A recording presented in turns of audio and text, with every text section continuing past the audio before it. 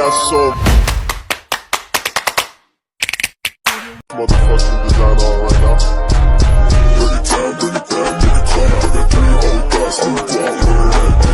Assalamualaikum warahmatullahi wabarakatuh. Perkenalkan, nama saya Suci Irmawati, NPM 24370065. Di sini saya akan menjelaskan materi tentang perkembangan anak usia sekolah dasar, mata kuliah perkembangan anak dan remaja. Dosen pengampu Bapak Junaidi, MPSI, Psikolog. Perkembangan anak usia sekolah dasar. Perkembangan anak usia sekolah dasar 6-12 tahun meliputi berbagai aspek fisik, kognitif, emosional, dan sosial. Pada tahap ini, anak-anak mulai membangun pondasi penting untuk masa depan mereka. Perkembangan anak usia sekolah. Yang pertama, perkembangan fisik, meliputi pertumbuhan tubuh. Anak-anak mengalami pertumbuhan yang relatif stabil, tinggi dan berat badan meningkat secara bertahap. Selanjutnya, keterampilan motorik. Keterampilan motorik halus, yaitu menulis, menggambar, dan motorik kasar, berlari, melompat, semakin terkoordinasi. Yang kedua, perkembangan kognitif. Peningkatan kemampuan berpikir logis anak-anak mulai memahami konsep sebab akibat, klasifikasi, dan urutan. Mereka berada pada tahap operasional konkret menurut teori Piaget. Kemampuan memecahkan masalah. Anak-anak mulai mampu menyelesaikan masalah sederhana dengan logika dan pengalaman. Yang ketiga, perkembangan emosional, yang meliputi 1. Kesadaran diri. Anak mulai memahami emosi mereka sendiri dan orang lain. Kedua, pengendalian emosi. Kemampuan untuk mengelola emosi mulai berkembang, meskipun mereka masih memerlukan bimbingan. Yang ketiga, rasa percaya diri. Anak-anak membangun harga diri berdasarkan pengalaman sukses dan dukungan dari lingkungan. Selanjutnya, ada dukungan yang dibutuhkan oleh anak usia sekolah dasar, yaitu 1. Orang tua dan guru. Peran mereka sangat penting dalam memberikan bimbingan, kasih sayang, dan dukungan. Yang kedua, lingkungan yang kondusif. Lingkungan yang aman, penuh kasih, dan mendukung eksplorasi akan membantu anak berkembang secara optimal. Selanjutnya, yang ketiga ada aktivitas.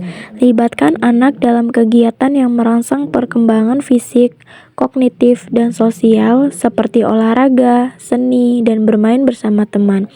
Yang keempat ada interaksi dengan teman. Fasilitasi kesempatan untuk bermain dan belajar bersama teman sebaya. Yang kelima, hubungan keluarga. Jadikan keluarga sebagai tempat yang aman dan nyaman bagi anak untuk berbagi pengalaman dan cerita. Yang keenam, pendidikan nilai-nilai sosial. Ajarkan anak tentang kerjasama, berbagi, dan menghormati perbedaan. Dengan perhatian dan pendekatan yang tepat, anak dapat tumbuh menjadi individu yang seimbang, mandiri, dan mampu menghadapi tantangan dengan percaya diri. Selanjutnya ada perkembangan fisik, yang meliputi 1. Pertumbuhan tubuh. Tinggi dan berat badan meningkat secara stabil meskipun setiap anak memiliki kecepatan pertumbuhan yang berbeda. Proporsi tubuh mulai menyerupai orang dewasa atau lebih proporsional dibandingkan masa kanak-kanak. Yang kedua, perkembangan otot dan tulang. Tulang menjadi lebih kuat dan otot berkembang untuk mendukung aktivitas fisik yang lebih kompleks. Gigi susu mulai digantikan oleh gigi permanen. Yang ketiga, keterampilan motorik.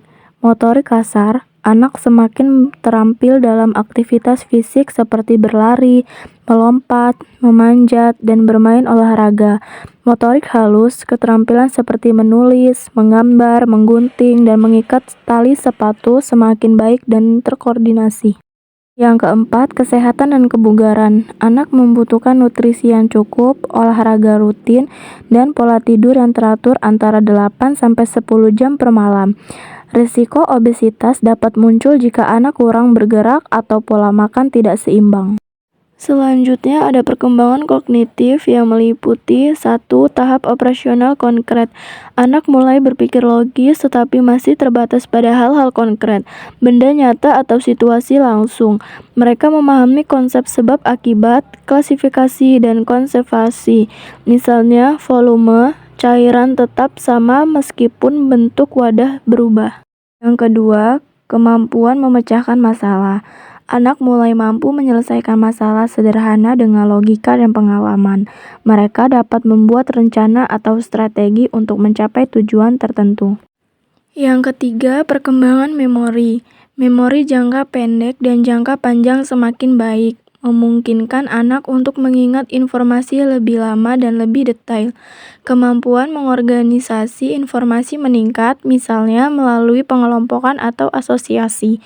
Yang keempat, kemampuan berbahasa dan literasi. Anak mulai membaca dengan pemahaman yang lebih baik, memahami teks yang lebih kompleks, dan menulis dengan lebih terstruktur. Kosakata mereka bertambah dan mereka mulai mampu menggunakan bahasa untuk mengekspresikan ide dan emosi secara lebih jelas. Yang kelima, ada rasa ingin tahu. Anak memiliki keinginan besar untuk belajar dan mengeksplorasi hal-hal baru. Seringkali dengan bertanya atau mencoba sendiri, mereka mulai tertarik pada topik tertentu yang relevan dengan minat atau pengalaman mereka. Yang keenam, kemampuan berpikir kritis. Anak mulai mampu menganalisis situasi, membuat perbandingan, dan menarik kesimpulan sederhana. Mereka juga mulai memahami sudut pandang orang lain. Dari materi yang sudah saya jelaskan tadi, dapat ditarik kesimpulan bahwa pada usia sekolah dasar, perkembangan fisik mendukung kemampuan motorik yang lebih kompleks. Sementara perkembangan kognitif memungkinkan anak untuk berpikir logis, belajar lebih efektif, dan memahami dunia di sekitar mereka. Dukungan dari keluarga dan lingkungan sangat penting untuk mengoptimalkan perkembangan ini.